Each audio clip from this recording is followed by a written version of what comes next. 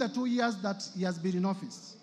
I have listed Treetops Hotel in Nyeri. I have listed Olive Gardens Hotel. I have listed Queensgate Serviced Apartments. I have listed Wamunyoro Investments land in Embakasi.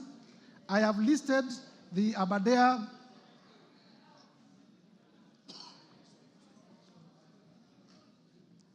Treetops Hotel, Outspan Hotel, Olive Gardens Hotel, and the Vipingo Beach Resort. Mr. Speaker, you will be told by the defense that some of the properties that I've listed do not belong to Rigathi Gachagua, but they belong to the estate of Nderitu Gachagua. Mr. Speaker, as you listen, please know that this man is not fond of telling the truth. And I will prove to you, and I want you to listen to me very carefully, that Mr. Rigathi Gachagua, it is true that he was one of the administrators of the estate of his late brother. It is easy to hide under the dead because the dead cannot come to give evidence. But also, there are documents. I have with me the joint will executors report on the status of the estate of Nderitu Gachagua as at 27th June 2024. This is a valid document that is part of our bundle of documents, and that also I have seen is part of the documents that came through public participation. And in this document, what the Deputy President has not told Kenyans, and listen to me, because the Deputy President actually committed another crime yesterday, misleading Kenyans. What the Deputy President has not told Kenyans is that in those 2 years, he is the one who has bought the properties of his own brother through coercion. And I am not interested, I have no problem with people owning property. What I have a problem with, and this is what he needs to be explaining to us, where did you get the money to buy these properties? This is the big question. This is a big question. Mr. Speaker, you will be told that when I became Deputy President, I transferred my companies to my 2 sons.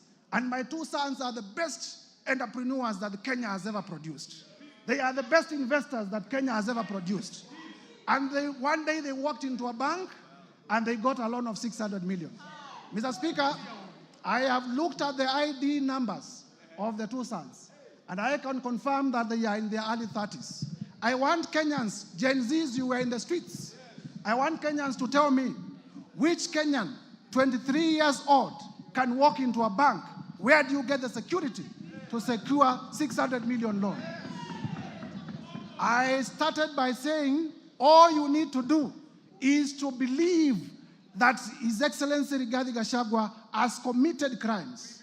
And buying properties worth 5.2 billion within a period of 2 years is not reason enough to believe that he has stolen from the Kenyan Republic, what else then will be a reason to believe?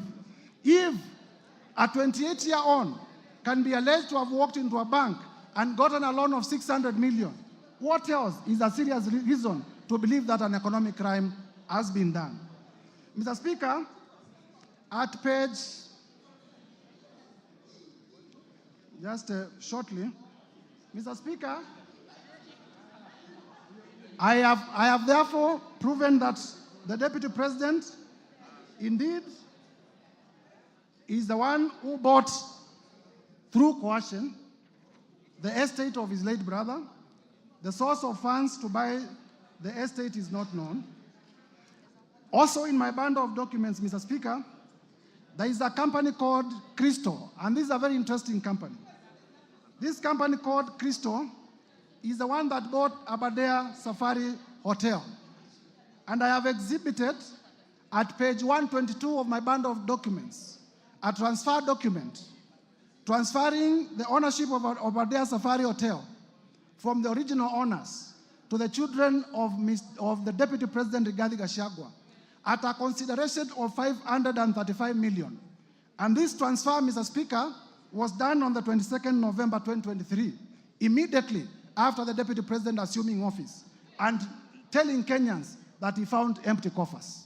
He was able, within 2 months, to buy a property worth 535 million in Nyeri. Which empty coffers did he find? The other day, I have exhibited at page 118 the CR12 of the new company, which shows that his two sons are the directors. I have also exhibited the transfer document to show that actually the ownership of the company did shift at a cost of 535 million. And therefore, I believe I have discharged my burden of proof to the required standard. Mr. Speaker, yesterday, the Deputy President said he immediately became Deputy President. He asked his children not to do business with government. But you will realize, because he's speaking from both sides of his mouth, you will realize that even in this transaction about hotels, Treetops belongs to Kenya Wildlife Service. Yes, it is true he has leased. But if you say that you have instructed your children not to transact with government, and then you lease an hotel owned by the government, are you not transacting with government? Are you not transacting with government? And therefore, the live interview by the Deputy President yesterday is a further ground for the Deputy President to be impeached. I can go on and on and on to show that the Deputy President did purchase Kuruwitu Home Resort at a cost of 250 million from the estate of his own brother. Mr. Speaker, you were told also that Vipingo Ridge Hotel is a property within the estate of the late brother to the Deputy President. But I have exhibited in my bundle of documents CR12. CR12 is a document that shows the company directors, showing the children of the Deputy President as directors of Vipingo Hotels. The children of the Deputy President are not listed in the will as executors of his estate. So one would wonder, because they are not listed as executors of the estate of the Rigathi Gachagua, then where do they come in terms of owning the Vipingo company? It can only be by way of purchase. It can only be by way of money laundering. Mr. Speaker, one other reason why I have provided the 20-something companies and the properties is also to demonstrate character. Some of these companies have not transacted. It is my prosecution theory that these are special purpose vehicles for purposes of money laundering and for purposes of preparation for money laundering. And therefore, one would wonder why the Deputy President would have so many companies that are not active, except for the reason of waiting for a prime day for them to launder resources from government.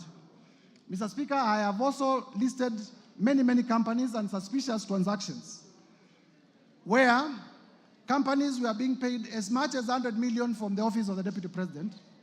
They are paid in the morning, and at noon, they are withdrawing the money in cash. You are aware that under our regulations,